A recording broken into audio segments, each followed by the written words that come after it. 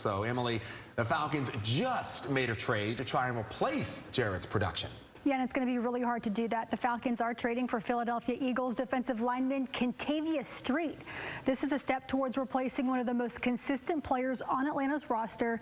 Jarrett was drafted in 2015. He hasn't missed a game since 2018. The streak comes to an end when the Falcons need him most. They face the Minnesota Vikings Sunday from Mercedes-Benz Stadium. The Vikings have been on fire, winning 3 in a row despite missing All-Pro receiver Justin Jefferson. The Falcons have a shot to win this one. Vikings quarterback Kirk Cousins is also out for the season. He tore his Achilles during yesterday's win against Green Bay. No word yet on who will start at QB for the Vikings. The Falcons QB picture isn't crystal clear either. Head coach Arthur Smith benched starter Desmond Ridder in yesterday's game. He chose to roll with backup Taylor Heineke for the second half.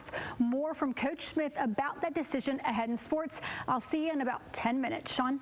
All right, guys, the East is on the line this Saturday in Athens. UGA can't officially clinch the East until next Saturday against Ole Miss, but the Dogs have to beat Mizzou this Saturday to control their own destiny to Atlanta the first weekend in December for the SEC championship game.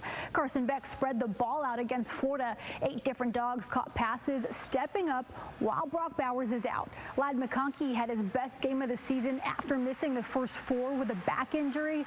He matched his career highs with 6 catches for 135 yards and a touchdown, his first of the year. He was named SEC Offensive Player of the Week for his performance. Head coach Kirby Smart was asked about what makes McConkey so dangerous when he's healthy. Explosiveness, quickness, separation is one of the #1 qualities, and we talk about body quicks. You know, a guy can be straight line fast, but he doesn't separate.